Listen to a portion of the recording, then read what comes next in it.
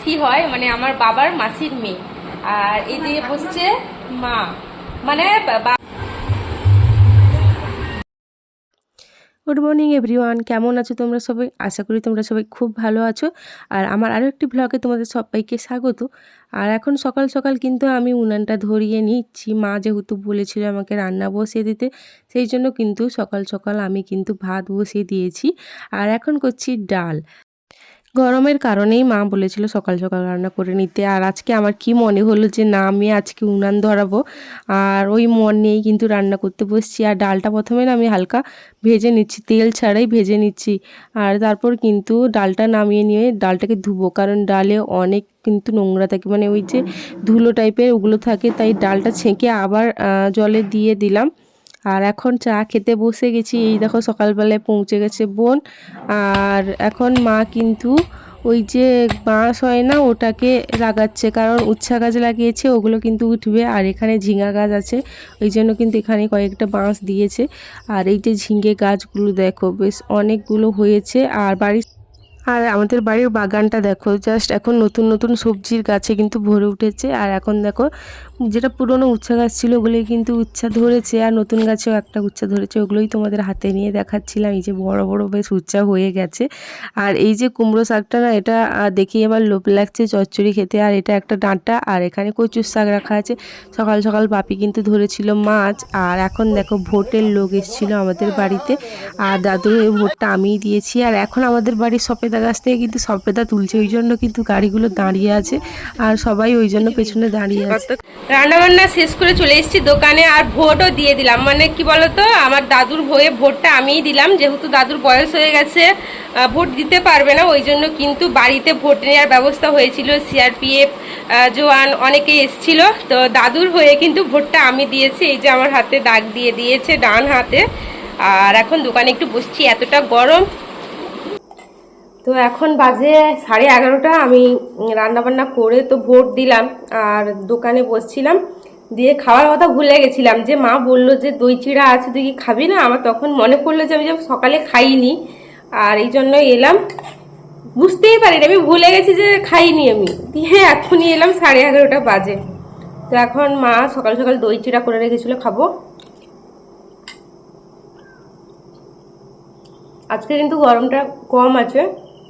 সকাল থেকে ঘুম থেকে উঠে যখন দেখি আকাশটা মেঘলা, বৃষ্টি তো হবে না, মেঘলা হোক আর মেঘই উঠুক, আমাদের এখানে বৃষ্টি হয় না। সব জায়গায় হয়ে গেলে তারপরে আমাদের এখানে বৃষ্টি হয় কেন জানি না। চলো এখন আমি খেয়ে নিই। আর দুপুরবেলায় বাড়িতেই কিন্তু দেখো আত্মীয় চলে এসছে। আর জানতাম না যে আসবে, কারণ পিসির কাছে ফোন নেই, পিসি যে ফোনে বলবে। আর ইনি হচ্ছেন আমার পিসি, আর সম্পর্কে কিন্তু বাবার মাসির মেয়ে দিদি হয়। আর সবাই মিলে এসে কিন্তু গল্প জুড়ে দিয়েছে, মা, পিসি, আমি। আজকে বাড়িতে একটা নতুন জিনিস আসবে ভাইয়ের জন্য, ভাইকে কিনে দেওয়া হচ্ছে। আর কি জিনিস আসছে সেটা বলে দিই, সেটা হচ্ছে সাইকেল। আর ভাইয়ের আগের বছর কিন্তু দুর্গাপূজার সময় সাইকেল থেকে পড়ে হাত ভেঙে গেছিল। আর ওই সাইকেলটা ছিল স্কুলের যে ওই সবুজ সাথীর সাইকেল, ওটা ওটা অতটা ভালো সাইকেল নয়। আর হাত এতটাই হাড় ভেঙে গেছিলো যে অপারেশন করতে হয়েছিল। এখন ভাইয়ের হাত মোটামুটি ঠিক হয়ে গেছে, কিন্তু মেন সমস্যা হচ্ছে ওর টিউশন যাতায়াত করা, বাপি অনেক জায়গায় ছাড়তে যায়, ওটাই প্রবলেম যে সবসময় যেতে পারে না। ওই কারণেই কিন্তু আজকে সাইকেল কিনতে গেছে। আর কি সাইকেল নিয়ে আসছে তোমাদেরকে অবশ্যই শেয়ার করব। এই যে ভাইয়ের নতুন সাইকেল কিন্তু চলে এসেছে, এই সাইকেলটাই কিন্তু আনা হয়েছে। দিছি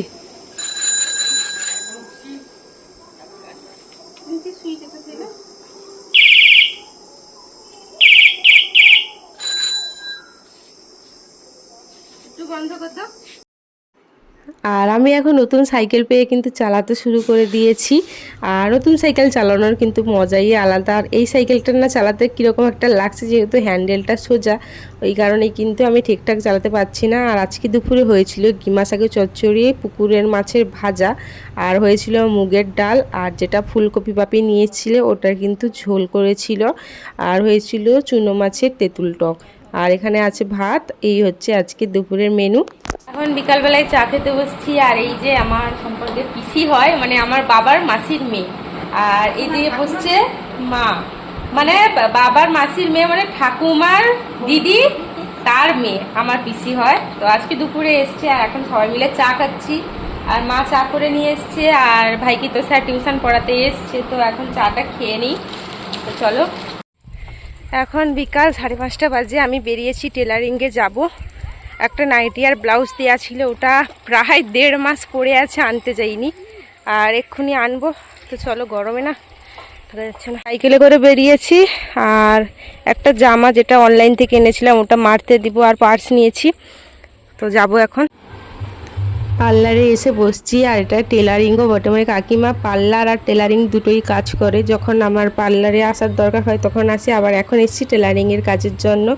আর এতটা গরম, আমি কিন্তু ফ্যান চালিয়ে বসে আছি, ওইদিকে আমার জামাটা কিন্তু সেলাই করে দিচ্ছে। এই যে মিশো থেকে আমি এই জামাটা অর্ডার করেছিলাম, আর টেলারিংয়ে গিয়ে ফিটিংস করিয়ে আনলাম। আর এই যে দেখো